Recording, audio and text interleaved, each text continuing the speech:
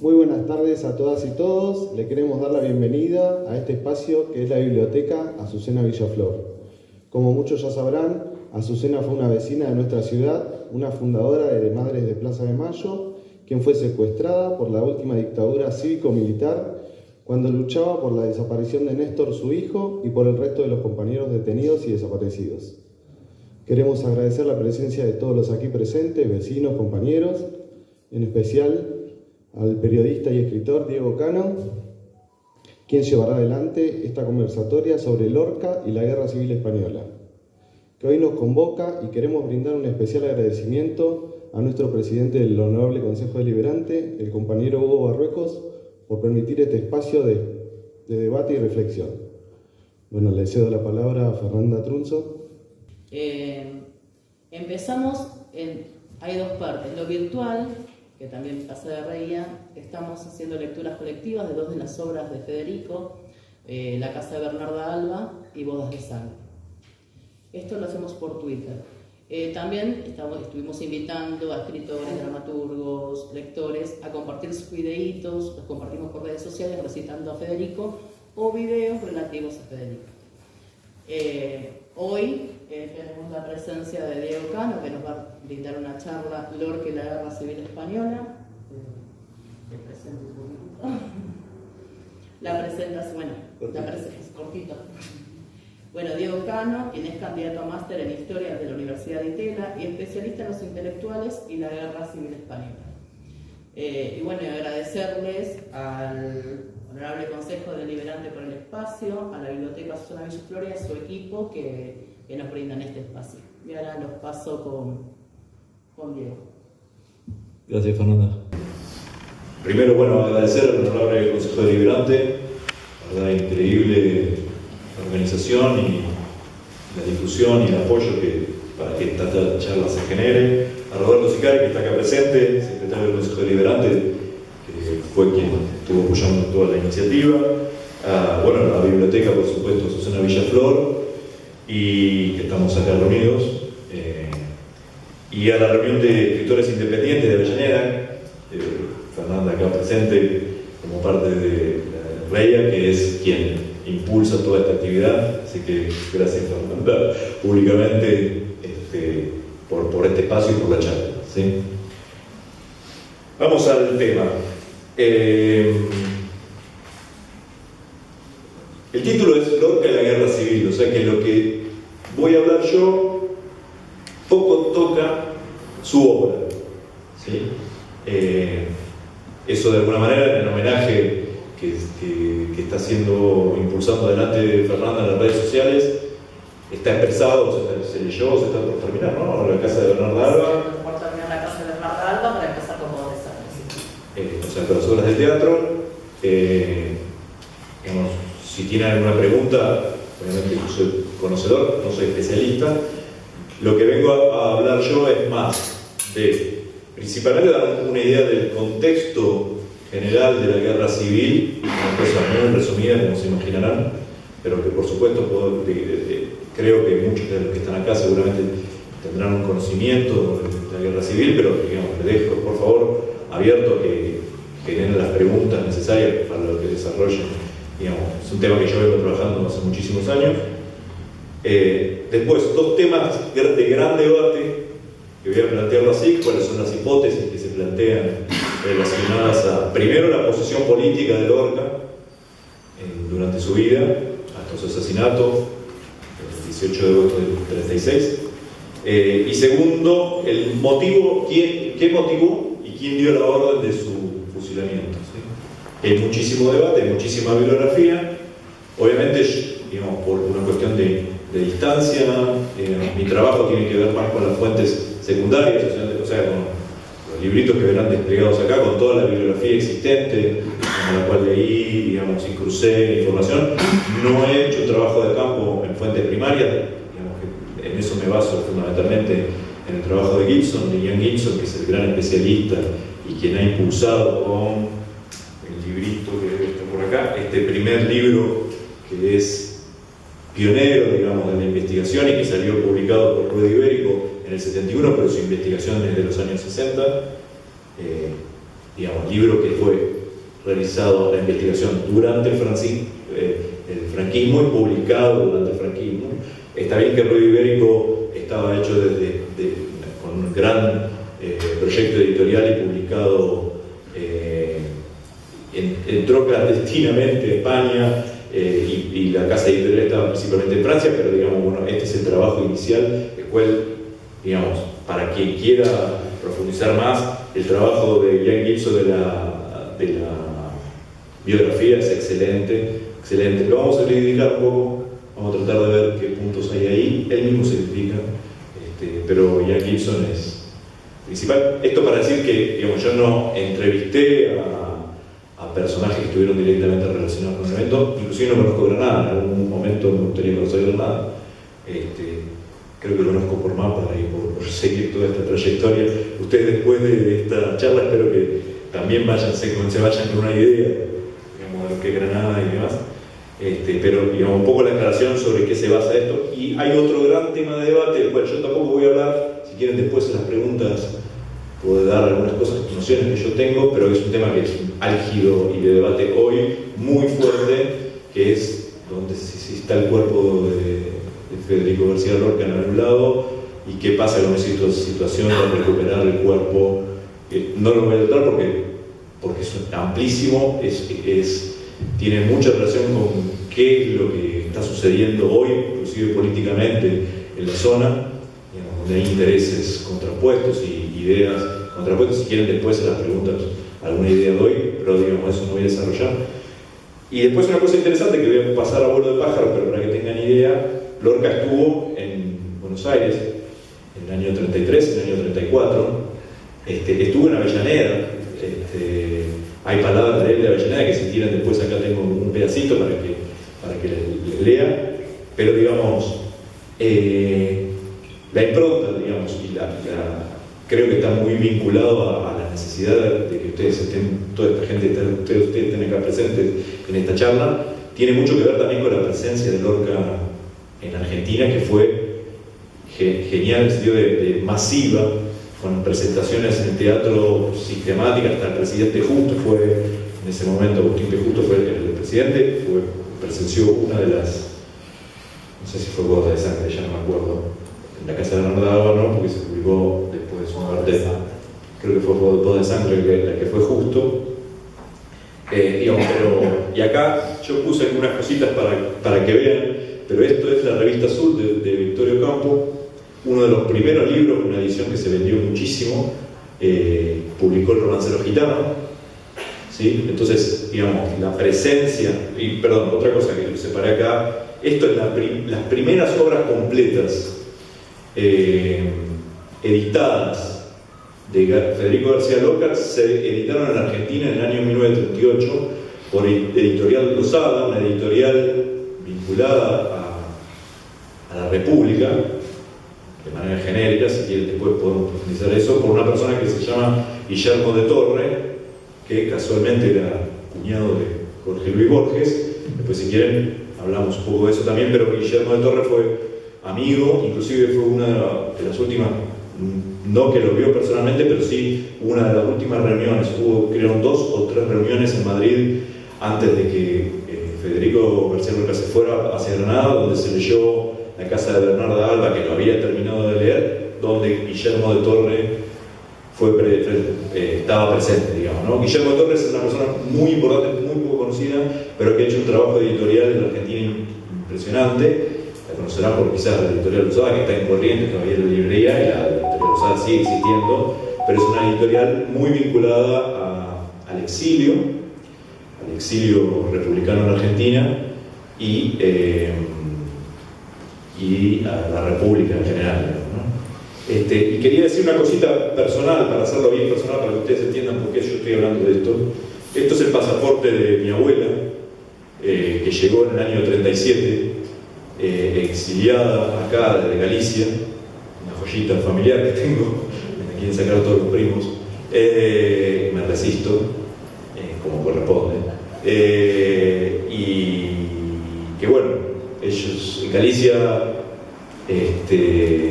ya empezando, y tiro de ahí, digamos,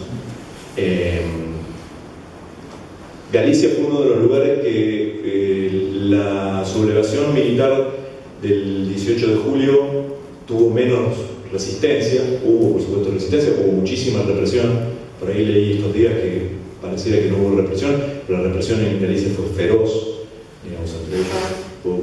Lo sé por testimonio ahí directo de mis familiares, mi abuela y sus hermanas, tías abuelas y mi bisabuela se tuvieron que venir acá porque mi bisabuelo era contramaestre de un barco republicano, entonces, digamos, la represión les estaba por alcanzar, inclusive fueron agredidas y por eso terminaron acá en Argentina. Pero, digamos, el golpe de manera, o el intento de golpe, porque esto es importante, ¿no? Es un intento de golpe, porque la guerra civil española comienza por un intento de golpe fracasado, ¿sí? Los militares, por supuesto en connivencia con muchísimas fuerzas sociales, entre ellas, por supuesto, la burguesía, la iglesia, y obviamente en alianza, que ahora vamos a ver de manera concreta cómo juega un papel, inclusive en Granada, con Federico García Lorca, con los alemanes y los italianos. En principio, digamos, como todo proyecto, digamos, de este tipo, supongo, digamos, está muy bien los proyectos hasta que se realizan, ¿no? Entonces, digamos, ellos pensaban, digamos, dominar muchas plazas, como se dice, ciudades o lugares de España, más o menos rápidamente, y al principio no fue tan fácil como hoy parecería verlo con el diario del lunes, ¿no? Galicia fue uno de los lugares donde tomó preponderancia el dominio, más o menos automáticamente, las fuerzas militares. En Granada, en Andalucía en general, Granada es una ciudad, no la principal, pero sí una de las ciudades principales, Málaga, Granada y Sevilla, para que ustedes se vayan ubicando en el sur de España. Granada se tomó recién el 20 de julio, digamos. Sevilla se terminó de tomar el 22, Málaga se terminó de tomar en febrero del 37. Este dato recuérdenlo porque es importante, porque a Lorca lo asesinan el 18 de agosto del 36, o sea que todavía faltaba Málaga y no sé qué distancia estará, no creo que estén más de 200 kilómetros entre Granada y Málaga.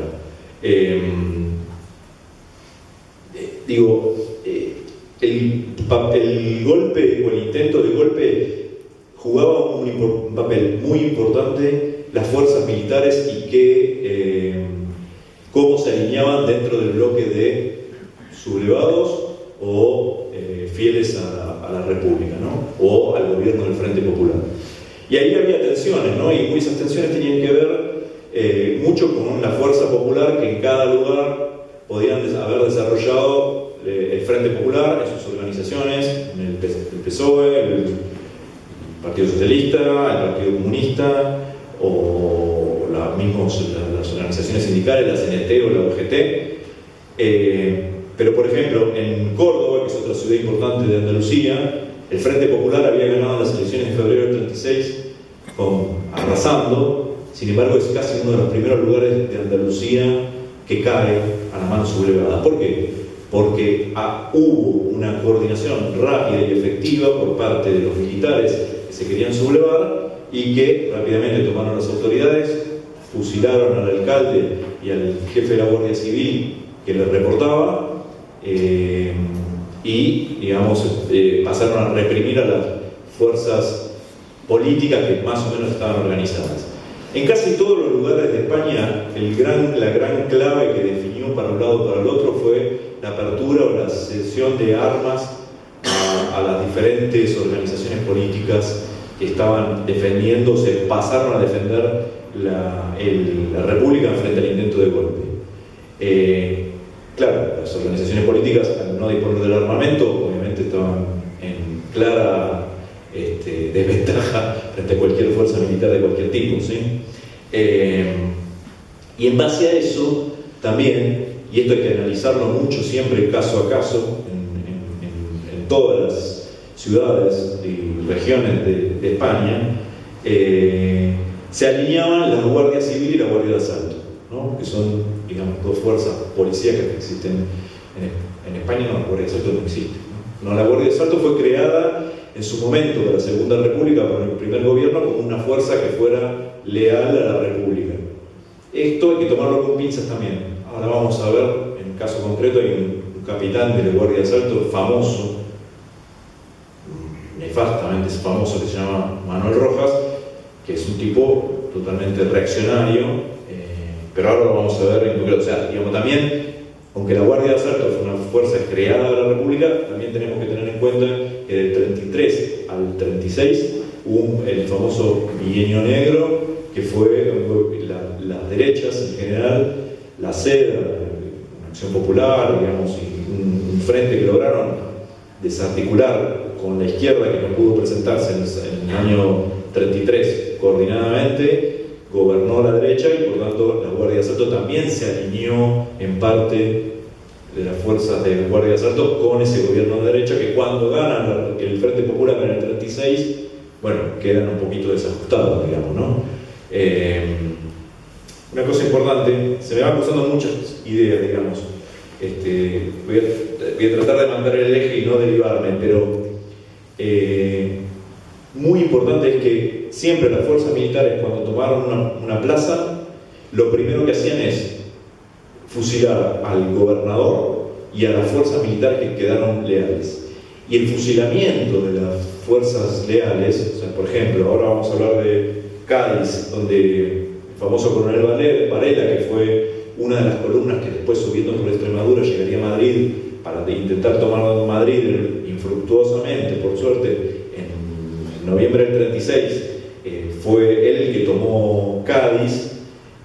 Fusilaron ahí inmediatamente al gobernador, al jefe de la Guardia Civil y al jefe de la Guardia de Asalto, más otros 3 sindicalistas, creo, de la UGT y de la CNT. O sea, cortaban las cabezas de manera inmediata, porque, digamos, ¿por qué estamos hablando de esto? Y esto ya empezando vinculándolo un poco con Lorca, ¿no? Es la política del terror, digamos, ¿no?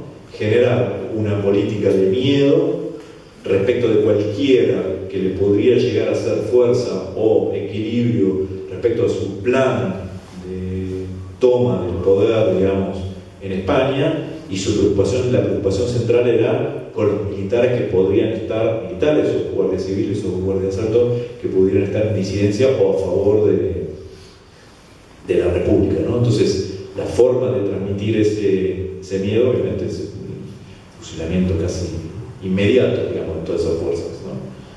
En Sevilla es importante porque es donde está la comandancia militar, y ahí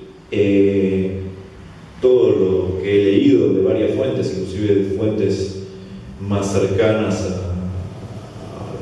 al franquismo o al régimen de Franco y demás, hablan de que Queipo de Llano, una figura muy importante que juega un papel, ahora lo vamos a ver con Lorca, porque es la Capitanía General Militar.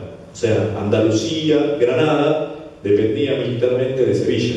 Entonces, hasta que Sevilla no fue tomada y Queipo de Llano no ocupó el lugar central, digamos, de comandar la región militar sublevada, Granada estaba un poquito ahí a ver qué sucedía, como qué pasaba. Queipo de Llano le costó un poco. Hay un barrio que nunca me acuerdo y no me voy a acordar ahora, famoso en Sevilla, que se llamaba el Moscú andaluz, que es un barrio obrero, el cual al principio resistió, pero que, bueno, obviamente rápidamente las fuerzas militares, sin tener armamento, digamos, pasaron por arriba de ellos, digamos, y reprimieron, y hubo fusilamientos. No sé si tienen noción, digamos, pero Queipo de Llano se hizo muy famoso por unos programas de radio que hacía, donde a viva voz llamaban, creo que hay de esos registros, ahí sí quedó registro de voz, o sea, tal cual. Se podía. Ahí había registro de voz de Queipo de Llano llamando abiertamente a la represión permanente. ¿Sí? Un tipo muy histriónico, digamos, paradójicamente, porque esto es muy importante, digamos, los matices. Queipo de Llano era el cuñado de Alcalá Zamora, que fue el presidente de la República hasta el 36. Entonces, fue una figura que en realidad, antes estuvo muy cercano a la República, pero una República más conservadora, más de derechas, y que en el intento de golpe obviamente fue una de las figuras principales, tan principal que hoy tenemos la idea de que Franco era el jefe absoluto de todo, por esto inicialmente al principio no era necesariamente así, solamente en octubre del 36, hasta octubre del 36, que fue nombrado generalísimo, o sea, jefe supremo entre los demás jefes militares. Esto era una lucha feroz, digamos, había una interna muy grande entre las diferentes comandancias militares, en donde Queipo de Llano, digamos, uno podría decir ahora, metafóricamente, el virrey de Andalucía jugaba un rol muy importante, ¿no? Entonces, bueno, hablamos de Sevilla, de Cádiz, ya hablamos con Varela, de Córdoba también. Hay un lugar al norte de Córdoba que tendría que encontrar el nombre. Bueno, donde la UGT era muy significativa y tenía un papel muy importante. Cascajo, acá lo encontré. Zona minera con dinamitas. Entonces, ¿por qué ejercieron alguna resistencia las fuerzas digamos, políticas y demás? Porque tenían una especie de armamento que eran las dinamitas, estaban en la montaña, y más el armamento que pudieran haber recogido ahí, ejercieron alguna resistencia a las fuerzas militares que querían avanzar, digamos, ¿no? Y vamos a Granada. Digamos, ¿por qué Granada? Porque Granada es donde, digamos, de donde es Federico García Lorca, donde lo termina fusilando, y para entender el proceso de decisión y motivo que puede haber impulsado, es importante este contexto, ¿no? O sea, hasta ahora vimos este contexto de terror general que se va realizando paulatinamente, porque el intento de golpe es el 18 de julio, el asesinato es el 18 de agosto, es solamente un mes. Entonces no es mucho lo que transcurrió desde el inicio de la guerra civil hasta la decisión de su fusilamiento, ¿no? Y, digamos, hay un contexto político muy... yo evité, digamos, irme atrás en el tiempo del 36, pero hay una radicalización, una polarización de las fuerzas políticas alrededor de toda España, que va, digamos, que cuando gana el Frente Popular en febrero, ese clima se va enardeciendo, y que en Granada específicamente, el 21 de febrero del 36, cuando son las elecciones, gana la CEDA, o sea, la derecha. Estas elecciones se anulan en marzo y se convocan otras elecciones. ¿Por qué? Porque el Frente Popular había ganado a nivel nacional. Entonces tienen la fuerza para anular, porque aparentemente hubo fraude o un cuestionamiento de esas elecciones. Se presentan, en mayo gana el Frente Popular y la derecha casi no tiene representación en esas elecciones, lo cual genera, digamos, una situación de mucha tensión en Granada, que en el medio, hasta llegar a anular las elecciones, el Frente Popular quema un local de Acción Popular, que es una de las organizaciones de derecha que forman la CEDA, y creo que alguna iglesia. O sea, para que ustedes entiendan que hay un clima exasperado, polarizado y picante, digamos, políticamente, que ya encierra situaciones violentas dentro de la propia Granada, donde después se van a suceder los hechos. Digo, ¿por qué? A mí me parece muy importante esto, porque en general lo que yo veo es como un análisis de la figura de García Lorca y lo que le sucede como aislada del contexto general de represión y de violencia creciente que está enmarcado el golpe. Entonces, a mí a veces eso no es correcto.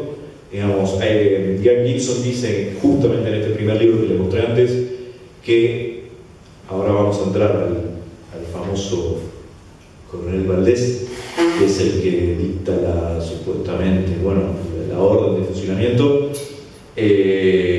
Ya se habían fusilado en Granada hasta el momento que se fusiló a Federico García Lorca a 234 personas. ¿Sí? Eso es lo que se tiene constancia y registro, digamos. Seguramente ese número será más grande, ¿no? Yo no puse el cronómetro, no quiero extenderme. Bueno. Perfecto, ¿alguna pregunta hasta acá? O ahora vamos a pasar a los dos temas grandes de debate. ¿Quieren abrir preguntas? Sí, adelante. Un tema de contexto. Vos planteabas como que hay una puja entre izquierdas y derechas, y a mí lo poquito, no sé, no soy un especialista en el tema, muy poco escuché por ahí, pero me da la impresión de que en la cuestión pre-Segunda Guerra Mundial, por lo que vi por ahí, que le tiraban armamento desde Italia, desde Francia, desde Alemania, para probar armamento para después llevar a la Segunda Guerra, digamos, como que usaron las singularidades de cada uno de los poblados y generar esa grieta para un provecho que no sé si tenía que ver con lo interno de España en particular. Toda guerra civil siempre implica algún proceso de internalización.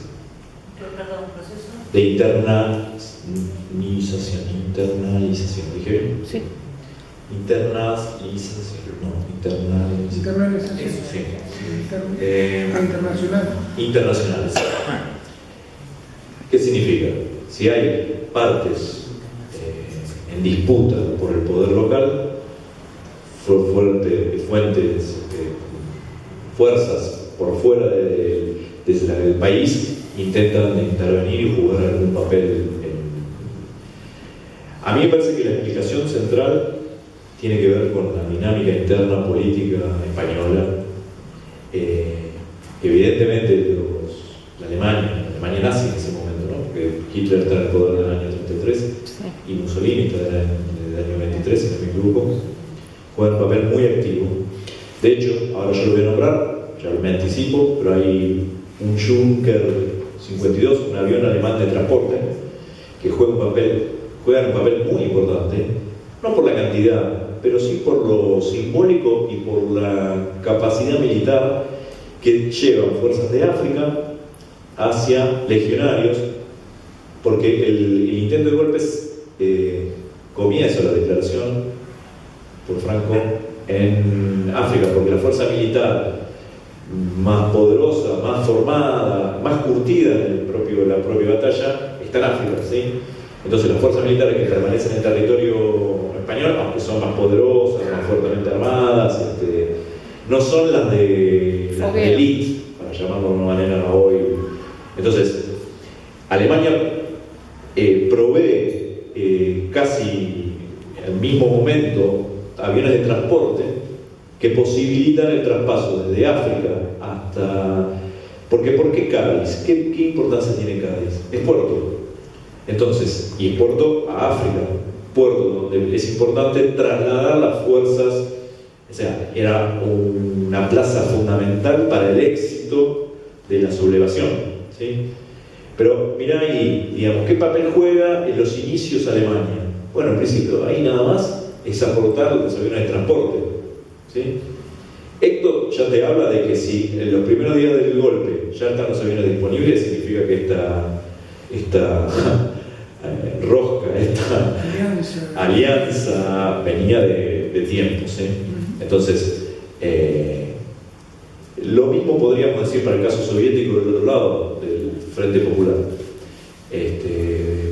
o el mexicano, que también apoyó, México apoyó mucho a la República, ¿sí?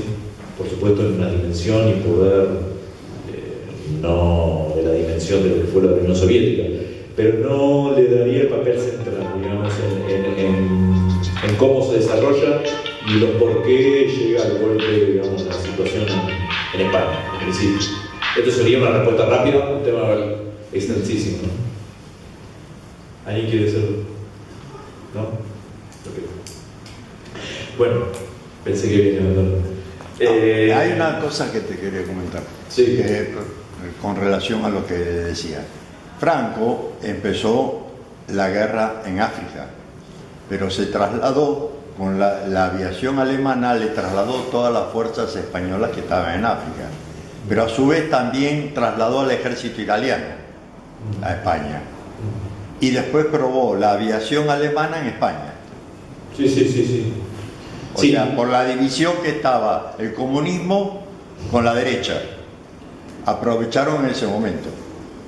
Sí. Para hacer la revolución. Te preciso algunas cositas. Los aviones Junkers no pueden transportar más de una compañía. El transporte principal es a través de barcos, por eso el puerto de Cádiz es importante. Claro. Sí, clave, porque si vos tenés una legión una compañía de la legión, en vez de un batallón que no sabe qué hacer frente a la rebelión, y te pones al lado a una compañía de legionarios. Eran todos moros.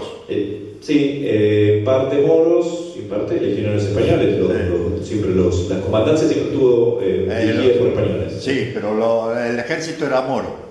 El ejército, la fuerza principal era marroquí. Y con respecto a Italia, sí, en Italia, en Andalucía juega un papel muy importante porque la toma de Málaga, y ahí sería para hablar largo, digamos, ¿no? Que sería otro tema, otra charla. Pero siempre las Baleares, inclusive ahora acaba de salir un libro muy interesante sobre el oro de Mussolini, digamos, las Baleares siempre fue un objetivo estratégico del cuerpo italiano y de Mussolini. Digamos, la influencia que Mussolini quiso tener sobre todo el Mediterráneo español siempre es presente, pero no jugó al principio, en este tiempito que vamos a hablar poquito, hasta que fusilan a Federico García Lorca, no juega un papel preponderante. No, todavía no. Pero falta poquito, porque la toma de Málaga es en enero de febrero del 37, o sea que entre agosto y en febrero, ahí sí se despliega la fuerza italiana. Porque Italia, digamos, podemos hablar de esto, no vamos a ir de Federico, digamos, ¿no? Pero Italia siempre fue un simpatizante inglés. Inglaterra era más, desde el principio, una neutralidad más firme. Entonces, por eso la intervención italiana tarda un poquito más que la alemana, que es previa, inmediatamente previa, y más, digamos.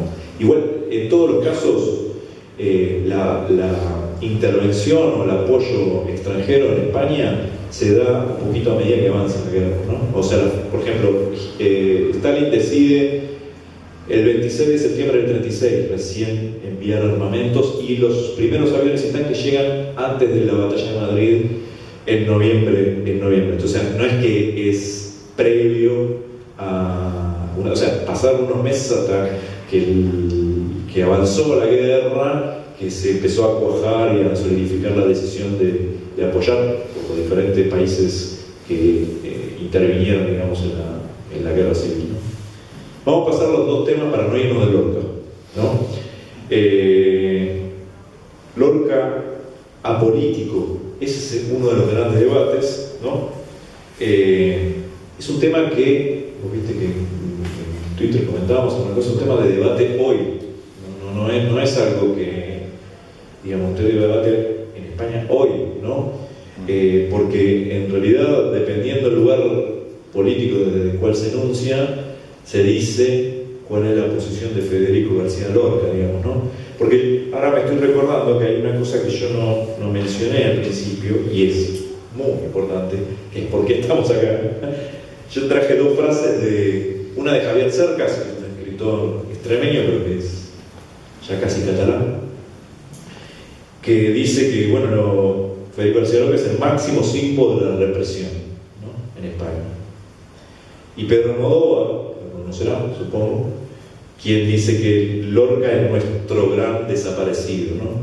Entonces, la verdad que Lorca, más allá de, digamos, lo que podemos ahora precisar con datos y datos históricos y posiciones, es un símbolo gigante de la represión, ¿no? Entonces, que se ha usado por las diferentes banderas políticas para, digamos, justificar el hecho o llevarlo para el lado de uno, ¿no? Con razón, porque si es un símbolo, ese símbolo puede ser llenado con diferentes significados, ¿no? Entonces, un poco la charla, lo que vengo a hacer acá es decir, bueno, en principio están todos estos libros, toda esta bibliografía, todos estos debates estas son las datas y la información que podemos tener para tener una opinión un poquito más formada respecto de que a ustedes les puede interesar, un poquito más formada de lo que pasó en el caso de Federico García Lorca, más allá del símbolo, ponerle un contenido un poquito más denso y preciso, ¿sí? Entonces volvamos.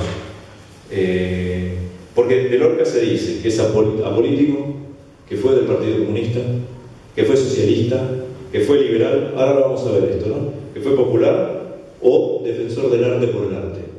Bueno, yo puedo decir que son todas y ninguna, y ahora vamos a ver por qué, digamos, ¿no? Apolítico.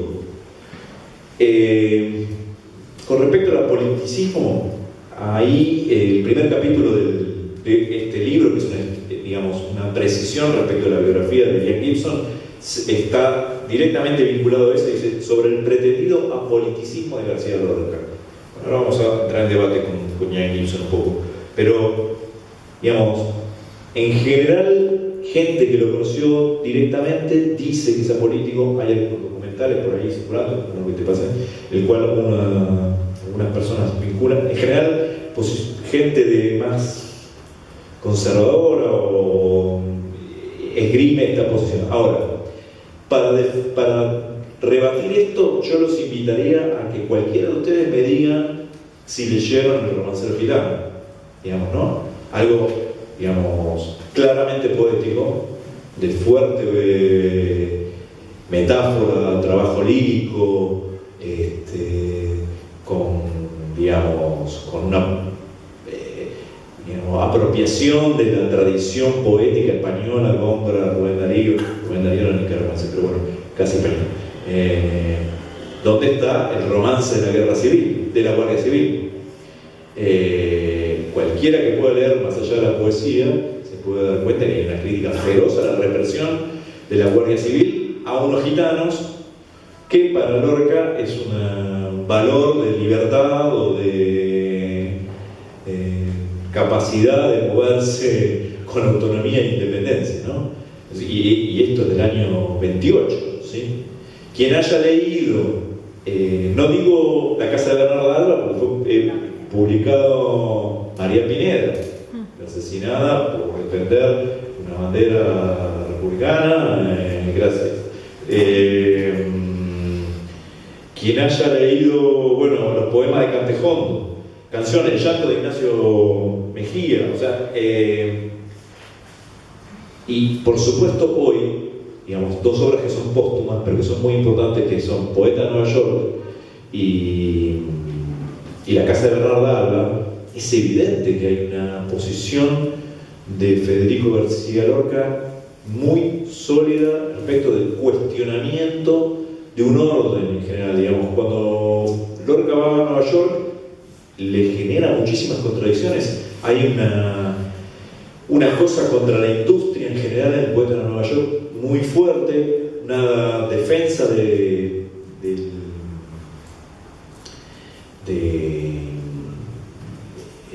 los hombres de color. ¿Perdón? De los hombres de color también. No quería decir negro para ser políticamente incorrecto. Y yo me di cuenta. De la gente de color en Estados Unidos, entonces, y contra el Vaticano. Es furioso lo que está contra el Vaticano, porque el Vaticano apoyó a Mussolini, y cuando él está en Nueva York lee una nota. Bueno, eso está en su poesía. Ahora, su poesía no está subordinada, y esto lo puede ver cualquier lector, me parece mínimo, no está subordinada a la propaganda, no está subordinada al discurso político. En su creación literaria, en su poesía, está un tema que es de la cotidianidad, pero hecho, trabajado artísticamente, trabajado con su poesía, o en el caso de Bernarda Alba, con un cuestionamiento de las formas tradicionales en las cuales se articula una familia súper conservadora, y donde hay una figura como la madre poderosa y odiosa, y con una de las hijas que representa todo lo contrario, la libertad sexual. O sea, está hablando de política. ¿Está haciendo un panfleto político? No. Está creando una obra literaria, una obra poética o una obra teatral, donde obviamente, digamos, se cuelan, como en cualquier cosa cotidiana, como el amor o la muerte, como vamos a ver, muy fuerte en el trabajo literario o artístico de Federico García Lorca, ¿sí? Entonces, bueno, por ahí descartamos la posición, o en principio ponemos más argumentos respecto de la politicismo, ¿sí? Vamos a lo de comunista, que quizás es lo más cuestionable o, digamos, puede ser polémico. En los últimos meses previos principalmente cercanos a la elección del Frente Popular, acá Gibson pone varios manifiestos en los cuales Lorca adhiere, inclusive va a actos de presencia del Partido Comunista. Inclusive más, digamos, hay una foto en la cual está Luis Buñuel, cineasta, Rafael Alberti, el otro poeta, amigo y en tensión con Federico, ¿sí? María Teresa de León, mujer de Rafael Alberti, y José Díaz. ¿Quién es Pepe Díaz? Pepe Díaz es el secretario general del Partido Comunista. O sea, Lorca está en una foto con el secretario general del Partido Comunista. O sea, en algún momento tuvo una cercanía con la gente del Partido Comunista, pero no desde una posición militante. Esto puede ser cuestionado porque efectivamente firma los materiales, firma los manifiestos, va a algunos actos. Hay testimonios que recoge Gibson, de por lo menos 3 testimonios, que justamente antes de irse, digo, porque esto es importante también porque del otro lado de la trinchera, vamos a decir, quienes los terminan fusilando, la acusación más importante y central es por ser Federico García Lorca es rojo. Entonces, claro, del otro lado, ¿qué otro significante que puede significar muchísimas cosas? ¿Qué es ser rojo? Por supuesto, uno puede decir, bueno, rápidamente es comunista. Bueno, estuvo ahí con el secretario general del partido.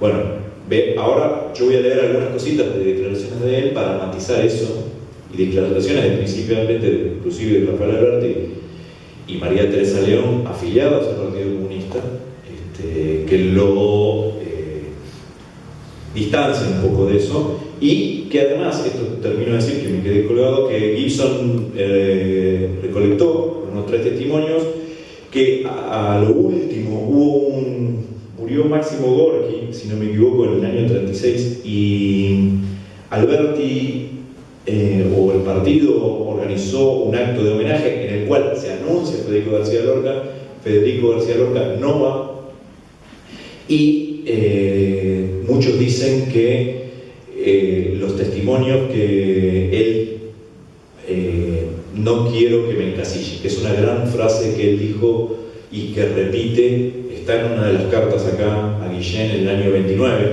que en el año 29, con los tiempos de guerra civil, del 36 al 29, muchísimo tiempo atrás, Federico García Lorca puede haber cambiado de opinión o virado hacia la izquierda, posiblemente, digamos, pero que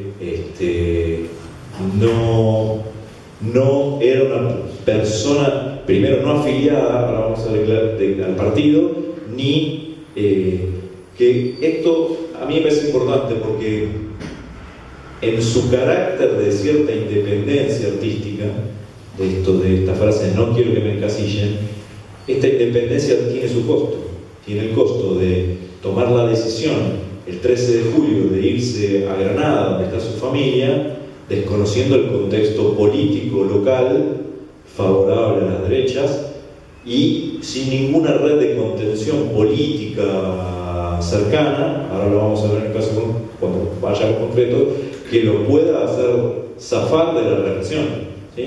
Si uno tiene una relación orgánica o de simpatía cercana con una organización política, en un momento de tensión recurre a esa fuerza para, digamos, de que haga de sostén o de pararrayo de esa acción. Bueno, en el caso de Federico vamos a ver que esto no resultó así, digamos, ¿no? Entonces, que terminó con su fusilamiento, ¿no? Socialista, ¿no? Federico García Lorca, socialista. Es conocido, sabido, voy a leerle si quieren ahora. Él fue amigo personal, la familia era amiga personal de Fernando de los Ríos, ministro de Instrucción del primer gobierno de la Segunda República.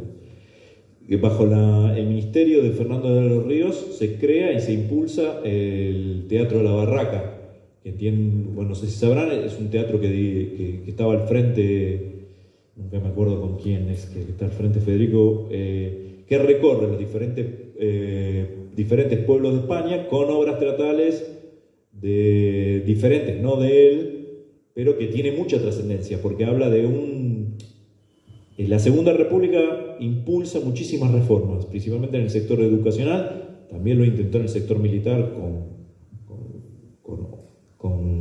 evidentes no buenos resultados, digamos, en las cuales se incluye, por ejemplo, Teatro de la Barraca, en el cual iban por diferentes pueblos montando las obras de teatro, ¿no? Y obras de títere, correcto, sí, es verdad. Que fue muy popular y a la cual Lorca le tenía mucho afecto y cariño, porque en realidad eran muchos estudiantes en su grupo que participaban, entre los cuales de ellos estaba Rapún, que fue después secretario personal de él y fue uno de los conocidos últimos relaciones amorosas de Federico. Pero déjeme leerle esto que dice, a ver si lo encuentro, creo que lo tengo marcado por acá, que dice Pablo Suero. Pablo Suero es un periodista, en realidad asturiano, por acá creo que hay un asturiano, que vivió mucho tiempo en la Argentina y acá lo encontré. Hay una famosa foto también con esta discusión de la posición política de Federico. Pablo Suero va con las elecciones del 36 y hay una foto de Federico haciendo el puño en alto con Rafael Alberti, Pablo Suero y demás, pero tiene que ver con el contexto de que las elecciones se habían realizado ese día o el anterior y entonces estaban festejando el resultado de las elecciones. No significa que Federico estaba así y tenía el carnet del Partido Comunista o del Partido Socialista en el bolsillo, ¿no? Dice Pablo Suero, esta edición es del año 38, si no me equivoco, es al poco tiempo de asesinado Lorca. Dice: en la casa de Federico todos son partidarios de Azaña y Fernando de los Ríos. Es amigo venerado de la familia García Lorca, de quien es vecino. Los padres de Federico son agricultores ricos de la Vega de Granada. No obstante, están con el pueblo español. Se duelen de su pobreza y anhelan el advenimiento de un socialismo cristiano. En la Vega Granadina los adoran, son muy caritativos y buenos. A Federico lo miran con una ternura conmovedora, a la que él corresponde con un gran amor. Hablan de sus hermanos, de sus padres, de sus sobrinos, como si fueran dos dioses titulares.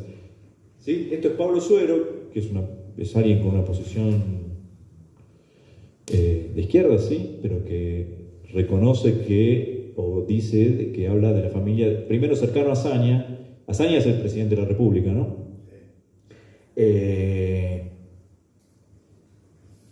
Que Azaña, sí, su partido se llamaba Izquierda Republicana. Por supuesto, es una izquierda con matices, ¿sí? Es una izquierda bastante conservadora, institucional. Yo diría que podría, digamos, para hacer una emulación, una cosa como un radical conservador argentino. No sé si le estoy pifiando mucho, digamos, pero para que tengan una idea de más o menos cuál es el perfil de un Manuel Azaña, ¿no? ¿Me equivoco? Gerardo Morales. Sí, un Gerardo Morales, sí. Algo así. Después está quien dice que era liberal, y acá vamos a Guillermo de Torre. Guillermo de Torre dice: Lorca pertenecía muy conscientemente a la gran familia espiritual del liberalismo español. ¿Sí?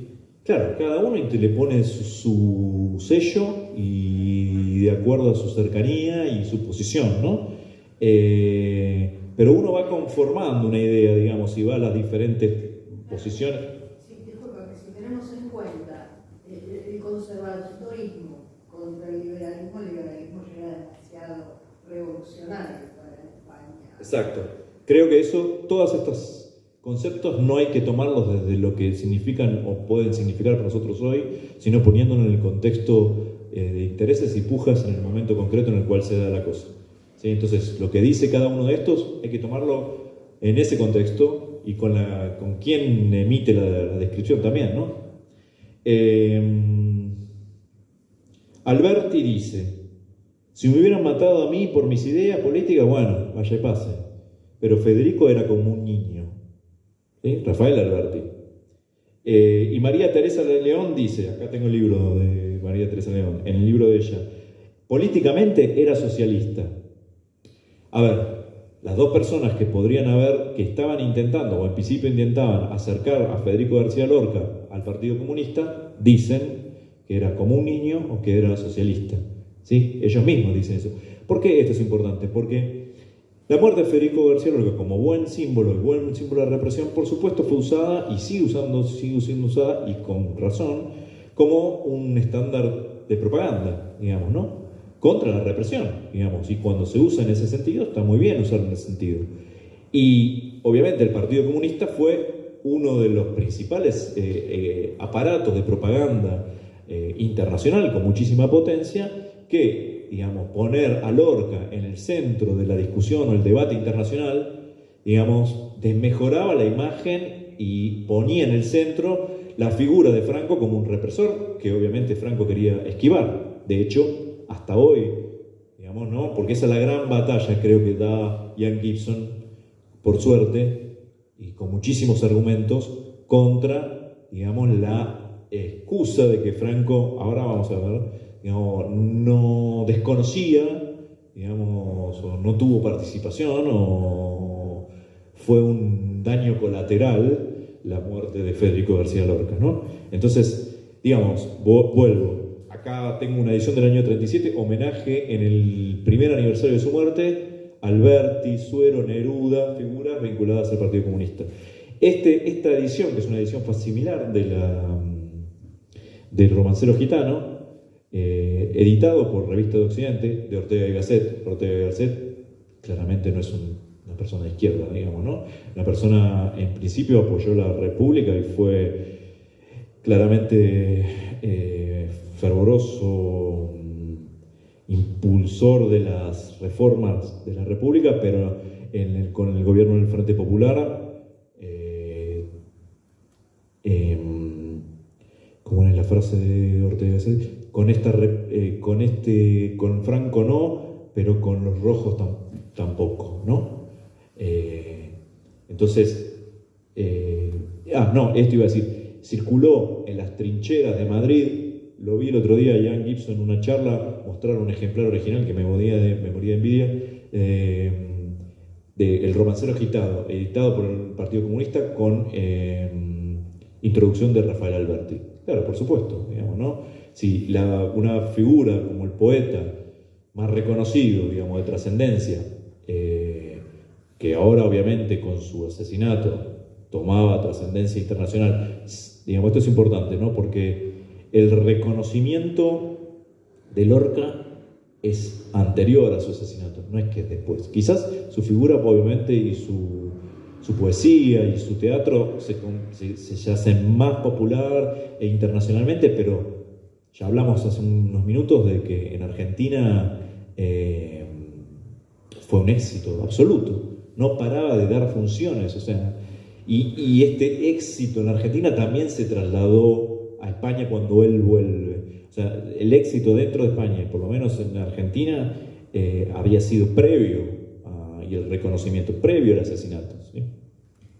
Un datito que, digamos, no menor, es que Federico García Lorca no vivía de los padres hasta que llegó a Argentina. O sea, recién en Argentina empezó a tener ingresos propios producto de las obras que montaba, ¿no? ¿Qué quiero decir? Esto estamos hablando de 34, 2 años antes de que lo asesinaran. O sea, casi toda su vida fue alguien que dependía del ingreso familiar, que era una familia pudiente, como creo que, no sé, Pablo Suero dijo, de la Vega de Granada, pero que, digamos, su trabajo literario, los que estamos en literatura sabemos que eso es un poco el karma, ¿no? No vivir de esto. No vivió hasta después del 33 o 34 de su propia actividad literaria, ¿no? Bueno, nunca seré político. Esto es una de las frases que aparentemente fueron dichas en esa última reunión de lectura de la Casa de Bernarda Alba. En 1933 dice: el artista debe ser única y exclusivamente eso, artista. El artista, particularmente el poeta, es siempre anarquista. Yo creo que anarquista acá está usado en el sentido de libre, digamos, un tema genérico, no como una idea de anarquista afiliado con carnet a la CNT, digamos, ¿no? Y hoy volví a repasarlo porque me entraron las dudas. Ian Gibson tenía, quizás cuestionable, pero hoy muy, muy importante, grababa en el año 60 y pico a la gente sin decirle, ¿no? Las iba entrevistando, decía: ¿cómo tomo registro? Entonces tomaba con un coso magnetofónico, o creo que se llamaba así, y a Luis Rosales, una figura muy importante, ahora lo vamos a ver, poeta falangista, es donde se refugia Lorca en los últimos días, los últimos 4 días antes de ser tomado prisionero y asesinado, y una figura muy importante por sus dichos y los de él y de su familia para reconstruir todos los últimos días y la decisión respecto de quién tomó la decisión del asesinato. Dijo: Federico pensaba que lo importante es que terminara la violencia, y que sea una violencia no de derechas, pero un gobierno fuerte que terminara con esa situación. Alguien que perteneció a Falange en el año 60 y pico dice: Federico podría ser, estoy diciendo todos los que van diciendo de formas diferentes de lo cual entendían cuál era la posición política de Federico García Lorca, ¿no? Para que ustedes vayan construyendo, me imagino que ya van construyendo más o menos cuál es el espíritu real, esto es imposible, digamos, que se acerque a, digamos, lo que él hubiera pensado o lo que llevaba en su cabeza. Esto es, vamos a decir, termino acá, el primer gran debate, que es esto, ¿no? ¿Qué posición política tenía Federico García Lorca? ¿Alguien quiere hacer una pregunta hasta acá? ¿Alguna duda? ¿Algo que desarrolle? Sí, no sé si tenés el dato, pero cuando estuvo llegando a la Argentina, comenzó a tener una muy buena relación con uno de los grandes guitarristas argentinos, que fue Abel Fleury,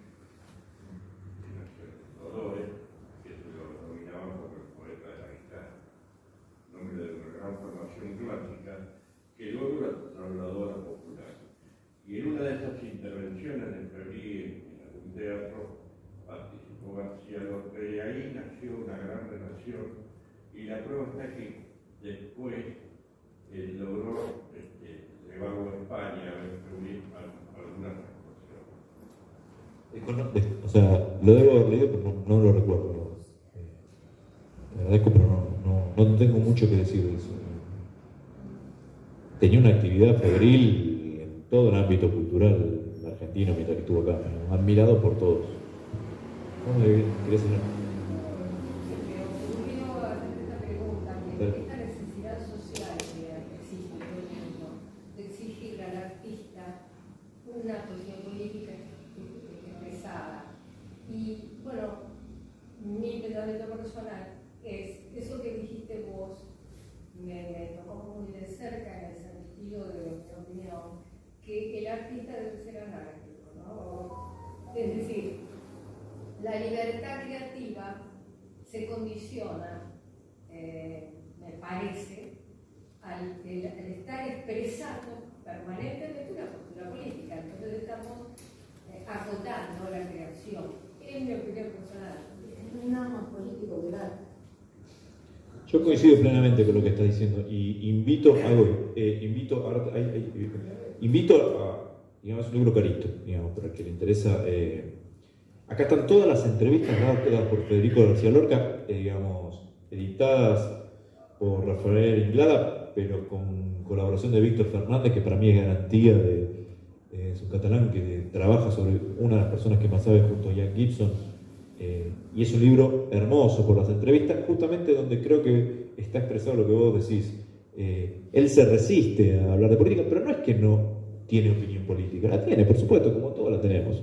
Digamos, y está demostrado lo que está diciendo, pero su fuerza de vida estaba vinculada a la creación de su propia obra. De hecho, hasta momentos antes de irse, como vimos, estaba preocupado porque qué decían sus amigos de la casa de Bernarda Alba. O sea, su preocupación era si la obra de teatro tenía la forma que tenía que tener y qué debería modificar y cómo presentarla, digamos, ¿no? Y no, de hecho, digamos, no va a ese acto aparentemente de Máximo Gorki porque dice, no quiero que me junte, o sea, no quiero que se conforme, pero en esa ambigüedad, del otro lado de la trinchera, tenemos quienes rápidamente encasillan. Cuando él dice, no quiero que me encasillen, del otro lado rápidamente, digamos, entra, en su caso, como rojo, digamos, ¿no? Perdón, yo te corté que ibas a decir algo. No, te decía que no hay nada más político que el arte, y el libro expresó también el arte. Es imposible no ver la política a través de los estudios de García Lorca, también lo dijiste. Bueno, yo no leí, lo tengo acá, en esa última entrevista, que es el diario El Sol, ahora lo vamos a leer, si quieren la leemos, él defenestra el arte por el arte, digamos, coincidiendo con lo que vos decís, digamos, ¿no? En el sentido de que, ahora lo leemos, y ya llegamos, pero en la última entrevista, y en El Sol, que El Sol era el diario más leído de España, ¿sí? Donde también defenestra a la burguesía granadina antes de volver a Granada con la represión. Ahora lo leemos, pero, digo, confirmando lo que vos decís. Cualquiera obtiene a través de una obra artística. Sí, siempre tiene una repercusión y un alcance público, entonces por tanto es político también, en ese sentido, ¿no? Ahí había una pregunta ahí atrás. No, un comentario. El arte refiere a la condición humana en el tiempo, momento en el que se desarrolla. Desvincularlo de su contexto es un acto de torpeza. Es una incongruencia absoluta.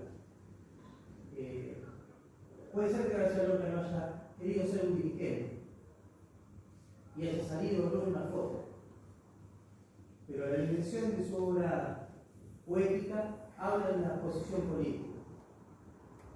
Tan buen poeta García Lorca que no le hizo falta ser dirigente. Su posición está en su obra. Algunos la entenderán de un lado, otros la entenderán de otro. No importa, eso es secundario. El otro punto es el de la torpeza.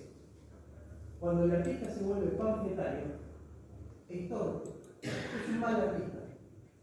Además, el arte es político siempre y fundamentalmente la poesía. Si alguien es un mal poeta y escribe feos poemas, no se le puede atribuir a su posición política. Simplemente que es un mal poeta. De poesía militante. Creo que coincido con lo que vos decís. Pero con el tono que lo decís me parece que hay una crítica a lo que dije, pero no, yo en principio te escucho y con lo que el contenido que estás diciendo coincidiría. No creo que con lo que... No es un comentario, no es una reflexión sobre tu posición en particular. No, sobre lo que estamos hablando de Federico García Lorca, lo que yo te capaz de decir, yo no soy intrascendente. Es válido para un poeta con una formación de derecha, una posición reaccionaria, para un facho, y también para el mundo del progresismo. Un fascista puede escribir poesías fascistas maravillosamente bien escritas. Yo lo que sí disiento es con la forma taxativa con la cual afirmas, porque digamos, y me quedo con la primera partecita que dijiste, como que tiene que ver con, digamos, con el contexto en el cual se desarrolla la obra de arte. Digamos, y esa era mi intención de traer acá la charla, digamos, ¿no? De traer digamos, más allá, porque también mucho de las afirmaciones que uno puede tener, vos o yo, o cualquiera que tenga acá presente, son totalmente, digamos, de un sentido totalmente diferente al contexto represivo del 36, o sea, un poco, mi idea es poner un poco en el ámbito y en la escena de situación en la cual se dan esos hechos, digamos, ¿no? Más allá de la afirmación que podemos decir hoy, ¿no? Yo termino con esto. Tanto desde el punto de vista de la filosofía, como del psicoanálisis, como de varias ciencias sociales, está claro que el hombre en general y el poeta en particular expresa su época independientemente de su voluntad. Claro. Es decir, es político independientemente de su voluntad. Claro, pero ahí la discusión es, por eso yo dije, bueno, traje todos los dichos, ¿no? Este dice otro, elijo esto. Que el político es podemos llenar de, digamos, es una palabra que puede estar llena de muchas cosas. Entonces, digo, yo sería más cauto al momento de por lo menos esto, digamos, ¿no? Después podemos discutir, digamos, y uno tiene una posición u otra, digamos. Porque si no, esto que traías vos, digamos, ¿no? Se pierde el eje en la obra de arte, ¿no? La obra que está construyendo. Entonces, yo diría, bueno, pongamos lo de político, sí, todos de acuerdo, pero pongamos un poquito un matiz y veamos qué otras cosas pasan, ¿sí? Eso nada más quería, pero coincido, digamos. Entonces, ahora volvemos si querés después. El otro gran tema de debate es quién hace la denuncia y cuál es el motivo. Con cuál es el motivo también hay mucha tensión. Porque obviamente si el motivo fue la represión y solamente la represión, bueno, tiene más culpables o hay culpables más identificables, responsables más identificables, que si tiene alguna relación con, que me parece que es algo que está bastante demostrado, y yo ahora lo voy a tratar de poner en los hechos concretos, con un entramado político local del cual Federico García Lorca no estaba ajeno, porque su padre era un empresario importante de azucarero de la región y formó parte del Partido Liberal, concejal del Partido Liberal en 1917, y en tensión con el sector más conservador, con lo que sería Acción Popular o después la SEDA. Entonces, acá yo voy a ir tirando un montón de nombres, digamos, ténganme paciencia porque son un montón, a mí también, al principio, hace años cuando empecé con esto, era como que me mareaba con todas las cosas, pero sí, digamos, si quieren volvemos o lo que sea necesario, ¿sí? ¿Quién denuncia? Bueno, en principio toda la bibliografía parecería sugerir que quien denuncia es un tal, bueno, palabras de Luis Rosales, un tal Ruiz Alonso, ¿sí? Ruiz Alonso, que es un personaje bastante oscuro, vinculado a la SEDA, fue entrevistado por Ian Gibson y también por Penón, que es el que primero inició las... tengo por acá el librito, muy importante. Agustín Penón, Diario de una búsqueda lorquiana, es el primero que empieza a realizar entrevistas en los años 50, finales de los años 50. Es importante porque es el primero del camino. Digamos, pensemos que está en una época de absoluta censura, pensemos que Lorca o el asesinato de Lorca para el régimen franquista es un tema de alta sensibilidad, porque fue un elemento de propaganda claramente en contra de su propia política o que ponía sobre el tapete permanentemente la represión conocida, generalizada, pero que en el caso de Federico García Lorca parecía totalmente injustificada, y entonces obviamente era algo de lo cual el franquismo se ocupó permanentemente de ocultar o, digamos, crear fake news o lo que se les pueda ocurrir para tratar de diversificar esa campaña de propaganda. Entonces el trabajo de Penón, Agustín Penón, es muy importante porque es el primero en que empieza que la gente empiece a tratar de hablar y tratar de entender un poquito lo que pasó, ¿no? Del cual retoma y toma la mano Ian Gibson y hace algunas entrevistas. Bueno, Ruiz Alonso habla, ¿no? Y en realidad él dice que la responsabilidad principal es de Valdés, el coronel Valdés, que es el comandante militar nombrado por la sublevación, ¿no? Y es el que inicia la represión, obviamente en Granada. Yo diría que Ruiz Alonso parcialmente tiene razón en esto, digamos. La decisión de fusilamiento, inclusive por los testigos que recogió Ian Gibson en una casa en Bismarck, donde fue los últimos momentos donde pasó Federico García Lorca junto con otros 3 que serán fusilados con él. La orden venía directamente de la comandancia militar de Valdés, ¿sí? Y el que efectivamente los que lo terminaron fusilando, no estaba Ruiz Alonso como parte de eso, ¿sí? Sí, todas las fuentes, todas las entrevistas, todos se ocupan de señalar a Ruiz Alonso como el que confeccionó la denuncia, ¿sí?, de detención de Federico. Porque acá vuelvo un cachito, digamos, ¿no? Hay varios nombres que dije antes: Ruiz Alonso, Valdés, Queipo de Llano, que ya hablamos, que era el mandamás de Andalucía, digamos, militarmente dentro de la sublevación.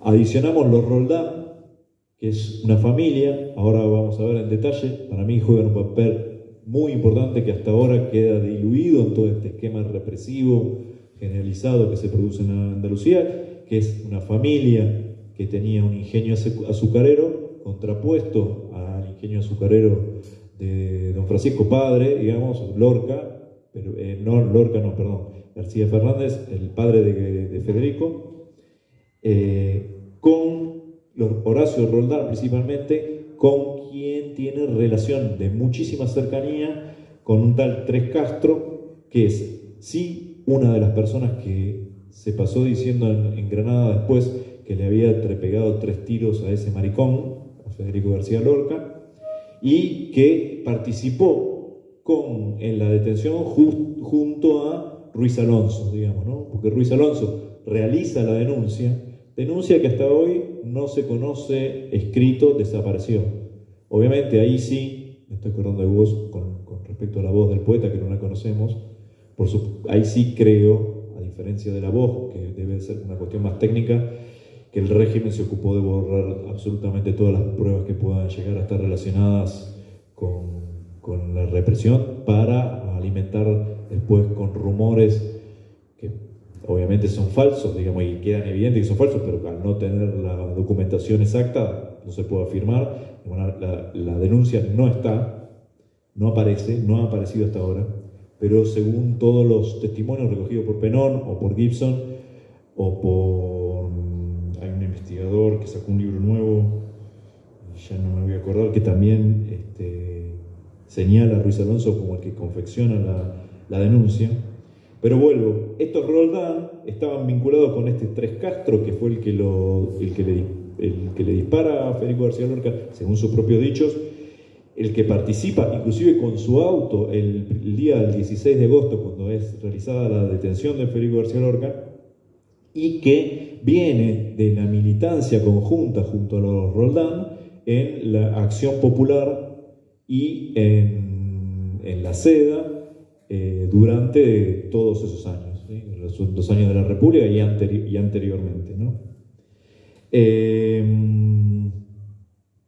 Con respecto a Queipo de Llano hay un debate, y acá quiero hablar, digamos, favorablemente respecto de Ian Gibson, aparte de todo lo que yo hablé, y es evidente, no estoy diciendo ninguna novedad, porque en esta edición, en una edición anterior, a diferencia, por ejemplo, del primero, del 71, dice, bueno, lo de Queipo de Llano todavía no está comprobado. ¿Por qué? Hay un dicho que él inició con esta primera edición de un capitán que habría escuchado a Queipo de Llano recibir un llamado de Valdés que ante el temor de tomar una decisión unilateral sin consultar de una aparente trascendencia, sin consultar a su jefe inmediato, que era Queipo de Llano, recibe una llamada a Queipo de Llano de Valdés y Queipo de Llano le dice: a ese dale café más café. Café significa, nunca me lo acuerdo, pero como Comité de Acción Falangista Independiente. O sea, los grupos de escuadras negras represivas, ¿sí? Ahora, Gibson se retrae en las últimas ediciones de esto porque, una cosa que no mencioné antes, Granada, hasta justo el día antes de la detención de Federico García Lorca, estaba aislada, y esto es muy importante, ¿no? Porque habla del contexto de tensión que estaban en todas las fuerzas políticas en Granada, principalmente de lo que estaban tratando de llevar adelante el golpe a duras fuerzas. Estaba aislada de toda la provincia. Solamente el 19 de agosto, el día posterior a la detención, se recupera la comunicación inclusive y se rompe el cerco entre Sevilla y Granada. Entonces, Gibson dice, bueno, a mí o alguien me dijo que Queipo recibió esta llamada, pero ahora sé que no había comunicación en el momento de que debería haberse producido esa llamada. Entonces, no tenemos todavía elementos contundentes. Ahora, uno tiene que decir, estamos en un contexto represivo que lo estamos señalando, fusilamientos inmediatos, proceso de represión permanente. Digamos, no sé hasta qué medida uno podría pensar legítimamente que Valdés tiene que haber llamado a Queipo de Llano para recibir autorización. Si el discurso general es represión a cualquiera que pueda estar mínimamente cercano al régimen, o que quien la comandancia militar del momento o el gobierno civil del cual estaba frente a Valdés precisaba fusilar porque tenía la decisión de que sea fusilado. Se fusilaba y no había, digamos, por supuesto, ningún juicio previo ni nada por el estilo. Era una decisión totalmente unilateral y subjetiva de la gobernación militar, dependiendo de cualquier sujeto. Ahora, nosotros con el diario del lunes, obviamente, frente a semejante poeta de nivel internacional, de trascendencia internacional, que vemos que tiene una posición política, pero que no era, digamos, adscrito a ningún partido en especial, aunque sí con simpatías con el Frente Popular en general, vinculado principalmente a la creación de su obra, claro, del otro lado de la represión, seguramente era visto, además de sumarlo a su condición de homosexual, ¿no? Que no es menor en una España tradicionalista, como vemos en la casa de Bernarda Alba, digamos, o conocemos, o cualquiera que haya conocido España o tiene parientes sabe de ese contexto conservador, y más en los años 30, digamos, ¿no? Y lo que significa la homosexualidad en un pueblo como Granada, chico, con todos los prejuicios conservadores y tradicionales que tiene la sociedad granadina, ¿sí? Y en esa época había que un vecino denunciaba a otro porque pertenecía al Partido Comunista, directamente venían, se lo llevaban y lo mataban. O sea, no había comunicaciones, nada de eso. O sea, bueno, para nosotros no es ajeno esa situación, ¿no? Por el nombre de la biblioteca que estamos acá y por esa experiencia que nosotros supimos tener desde la dictadura en adelante. Entonces, también por eso también Federico García Lorca es muy importante para la Argentina, porque lo que le sucede a él en el año 36 sucede de mismas características y en, digamos, escuadrones nocturnos, decisiones unilaterales sin juicio previo, denuncias, como vos bien señalás, con uno contra otro, con un mínimo argumento, cruzado en este caso, cruzados con intereses personales en tensión, como está claro que están presentes en el caso de Federico García Lorca, y bueno, sí producían estas situaciones, digamos, de fusilamientos toda la fobia a las relaciones sexuales sigue ahora, aún a pesar de todos los hechos que se han conseguido. O sea que en esa época, acá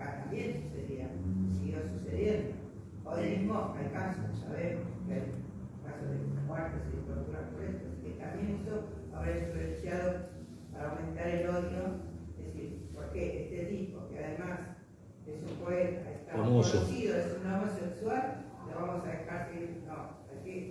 Sí, porque para la época tenía todas las fichas. No fue el único que tuvo que escapar de España por su homosexualidad, ¿eh? No fue el único por ser homosexual, hubo varios. Pero a mí me gusta esta frase, este dicho de Rafael Alberti, ¿no? Que era como un niño, porque, digamos, volver a la casa, y yo quise remarcar esto de que 3 años antes recién empezó a tener su independencia económica, ¿no? Una persona de la trascendencia de él, ya viajando internacionalmente, en el año 30 no era fácil, digamos, ¿no? Reconocido acá. Sin embargo, siempre, y hay también, Víctor Fernández ha hecho un trabajo genial de recolección de las cartas de la madre, la vinculación que tiene con la madre muy estrecha, con Vicenta, que son hermosas esas cartas, digamos, por la cercanía, porque demuestra la cercanía, la afectividad con la madre, la preocupación a pesar de la distancia entre ambos, porque esto también explica por qué ese viaje a Granada, digamos, ¿no? ¿Por qué él se va de Madrid un 13 de julio, el intento de golpe es del 18 de julio, él se va un 13 de julio a Madrid, unos días inmediatamente antes, dice, bueno, me voy a Granada. ¿A dónde me voy a Granada? Estoy ahí más cuidado en la casa de mi familia, ¿sí? Un dato, perdón, yo te interrumpí antes y dijiste algo, ¿no? ¿No?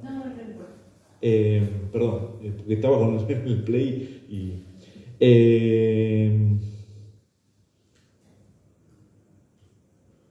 volvamos, a ver si me ordeno un poquito más. Federico vuelve a Granada ese 13 de julio. Unos días antes había salido esta... vamos a leer esa entrevista que había dicho antes que iba a leer. Quizás está haciendo largo esto, perdónenme.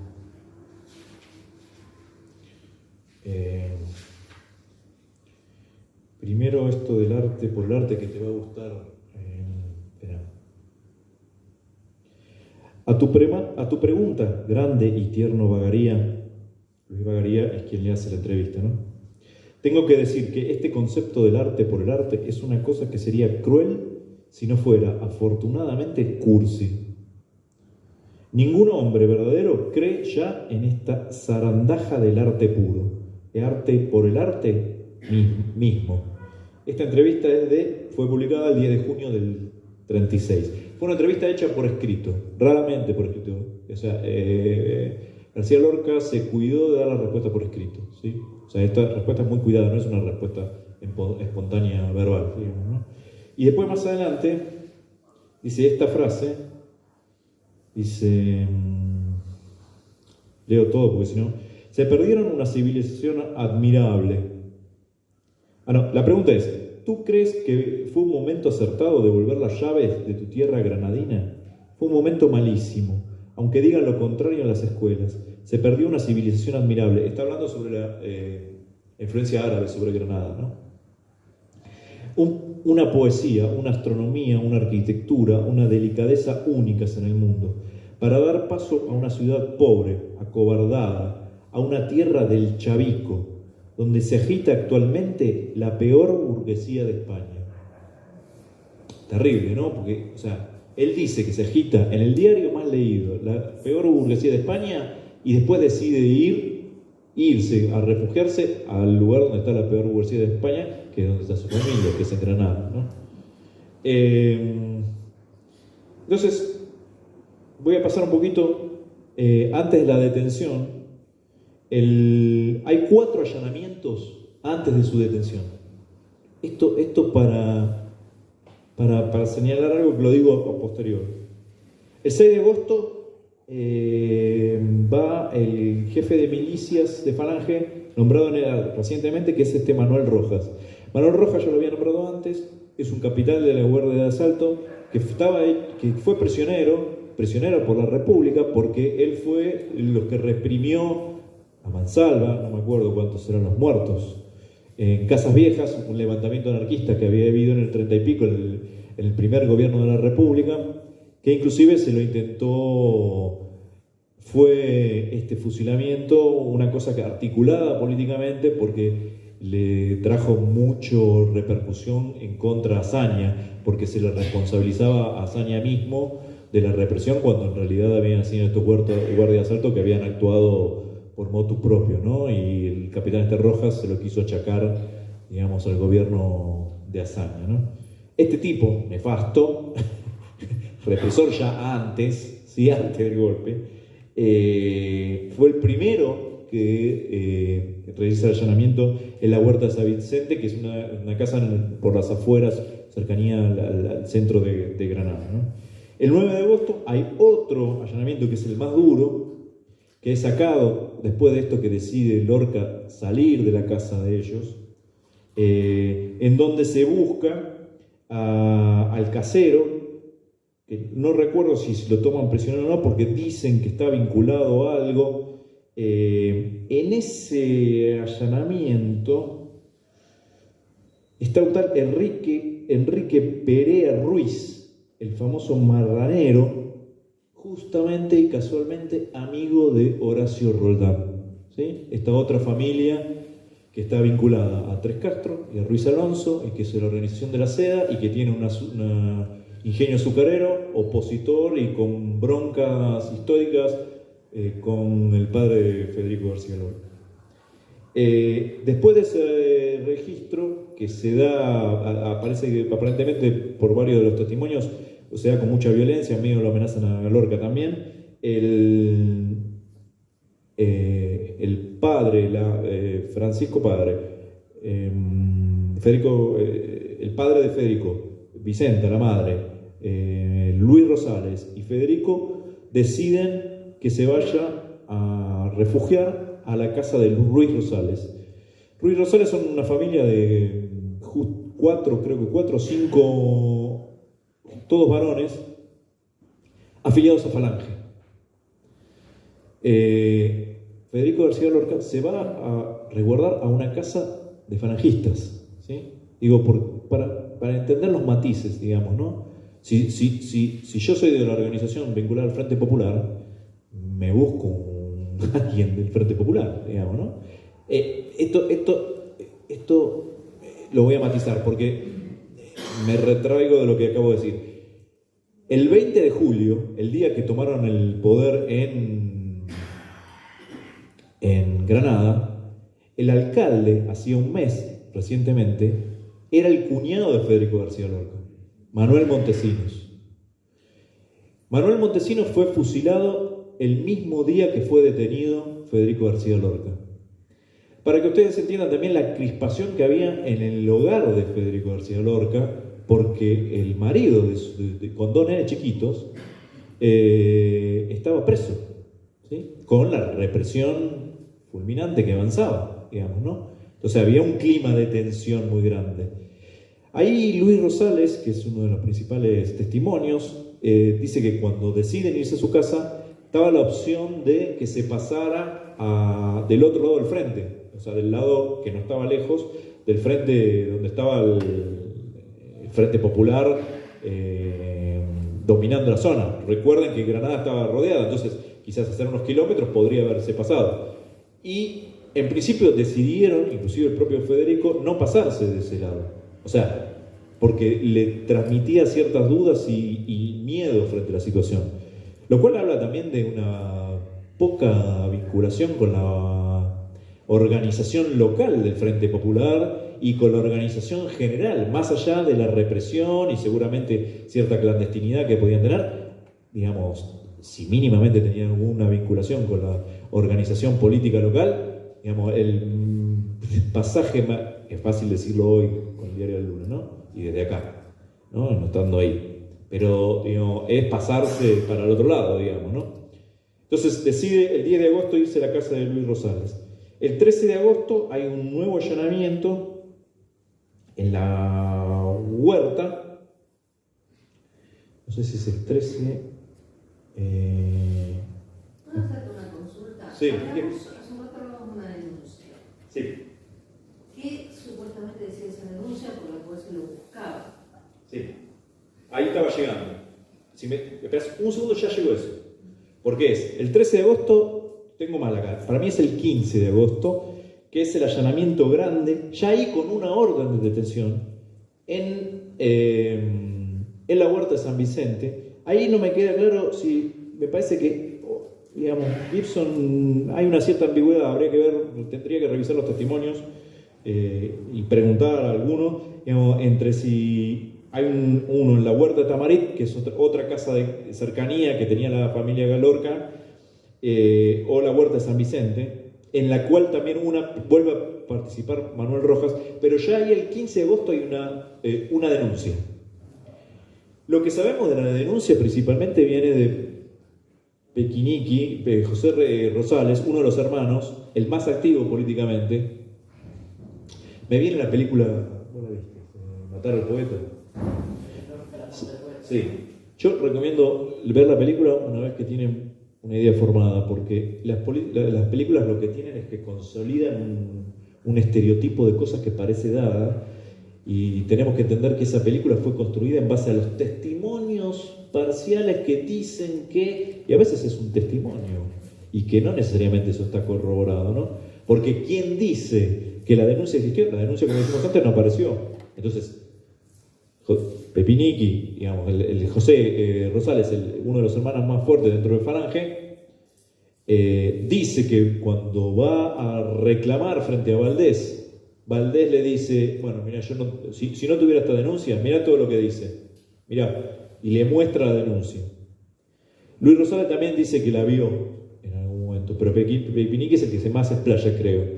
Y ahí dice supuestamente, creo que Ruiz Alonso también dice algo verbalmente, pero quien la ve es José Rosales, que era rojo, agente de los rusos, que tenía una radio escondida dentro de su casa y alguna cosa más, que ahora no recuerdo. Eso es lo que yo no me acuerdo. Me parece que la denuncia, según los dichos del que la vio, supuestamente, no mencionaba lo de la homosexualidad.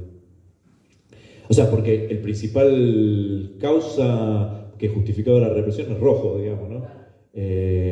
Ser homosexual es como, me imagino que debería ser como rojo. O sea, si sos gay es porque tenés la libertad sexual para elegir, y por tanto, si tenés la libertad sexual, digamos, sos una ideología progresista que, ¿no? Digamos, en la lógica, si uno entra en la lógica del carácter represivo, digamos, de esta gente, digamos, ¿no? No sé si te respondí. Bien.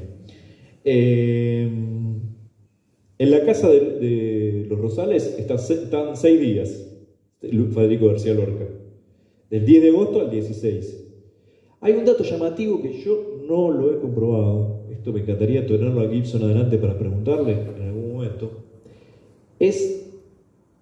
Creo que Gibson dice algo, es que el 15 hace el allanamiento con orden en la Huerta de San Vicente, y a él lo van a buscar a la casa de los Rosales al día siguiente. La pregunta es, había teléfono entre la Huerta de San Vicente y los Rosales, y estaban a 10 minutos. Gibson, ahora recuerdo qué es lo que dice, él no cree que no se hayan comunicado, de alguna manera se comunicaron. Ahora, Federico García Lorca no se movió, sabiendo la existencia de un allanamiento el día anterior previo, con una denuncia en contra de él, con su nombre, no se movió de la casa de los Rosales. Ahí también hay mucha discusión, y hay que tomar todo esto con mucha cautela, porque se juegan intereses hasta hoy muy importantes por lo menos por la familia, a la cual hay que, digamos, por lo menos tener mucho respeto. Es que el día ese anterior, Concha, la mujer de Manuel Montesinos, alcalde hasta el 20 de julio, detenido porque recién va a ser fusilado el día posterior, y frente a la amenaza, aparentemente ya casi ejecutándola, de llevarse al padre de Federico preso, habría dicho: mi hermano está leyendo poemas de un amigo. Lo cual esto yo, digamos, lo tomaría, lo digo, pero al mismo tiempo digo, hay que tener mucho cuidado, porque sería la propia... Y además hay que entender también la situación de represión, la familia, Rojas, tenebroso, el cuarto allanamiento en la casa, el marido preso, los fusilamientos que están en el día a día. Entonces, digo, ¿por qué? Porque, digamos, si hubiera sido así, se dio la indicación dónde estaba.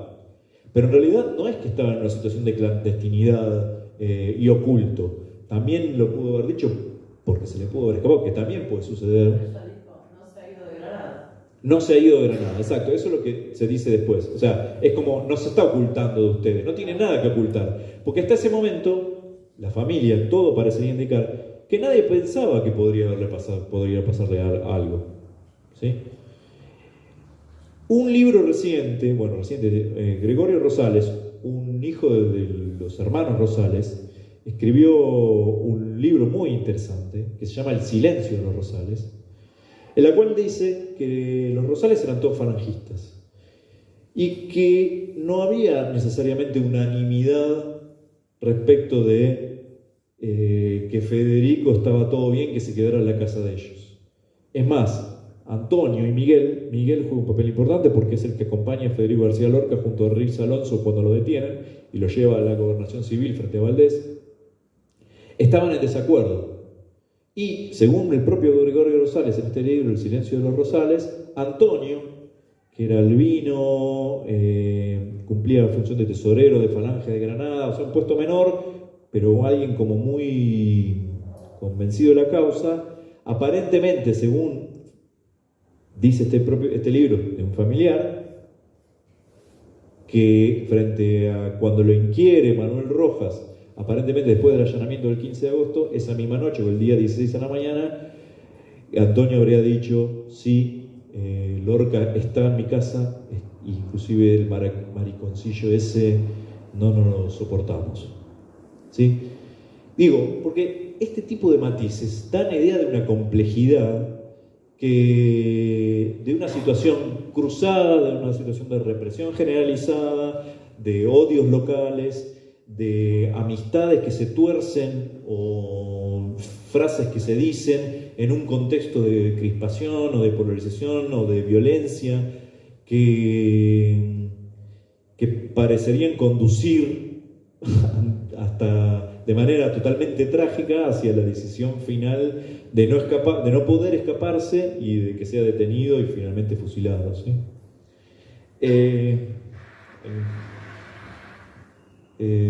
A ver si me estoy viendo algo.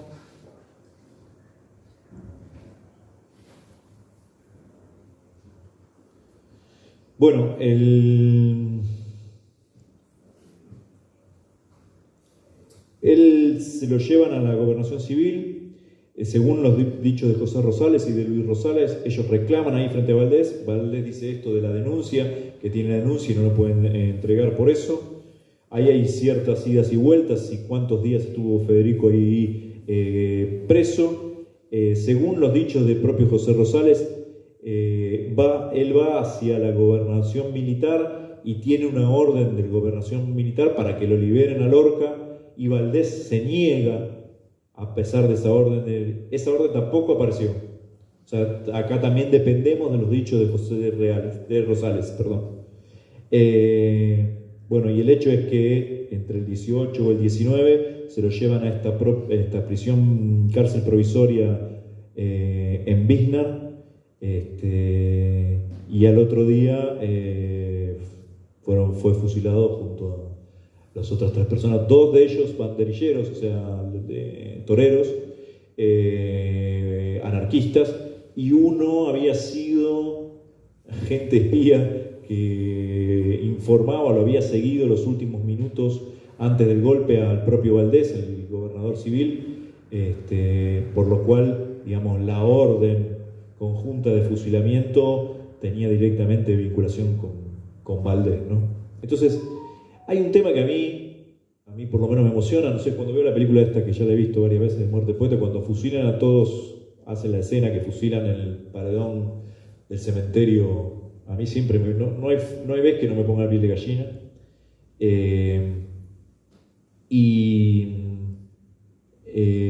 Hay una cosa que a mí me llama poderosamente la atención y creo que no he leído a nadie que lo haya podido responder de alguna manera, es esta obsesión que Federico tenía con la muerte, ¿no? En su poesía y en la obra de teatro también, ¿no?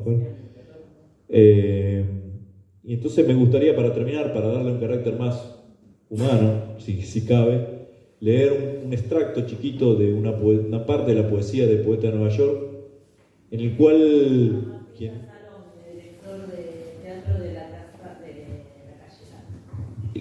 y termino, ya te dejo, y en la cual me sorprende la prefiguración de la propia situación del asesinato, la premonición que tiene Federico García Lorca de lo que él le va a pasar. Así que, por favor, escuchen y... Tomá.